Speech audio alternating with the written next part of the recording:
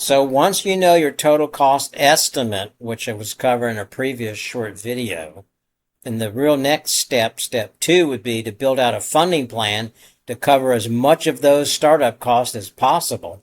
And you should do this exercise before you launch the business because it has a profound implication on how you're going to go about launching the business. So you got to figure out where you're going to get the money from. It's going to determine how you're going to scale and how you're going to start out.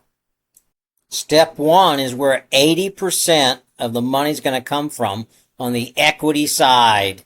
Ownership, you, family, friends, college alumni, people that you know. This is where you have to really work it really hard because this is where 80% of the funding will come from.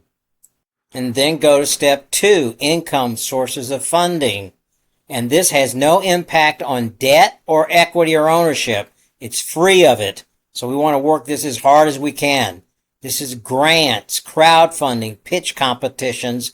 I would work grants at the local level because at the national level, the competition is just too fierce.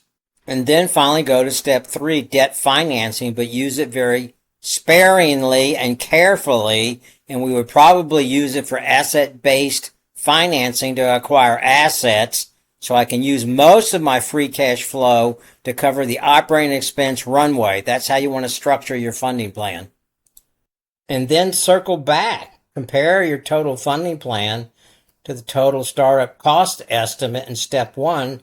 Do you have enough money? Is there a surplus? Did you really get within the margin of error? Or is there a major shortfall that requires you to kind of revisit everything? And finally, I have a website with lots of tools, templates that can help you out at startupfinancialplan.com. There's hyphens in between those keywords, Startup Financial Plan.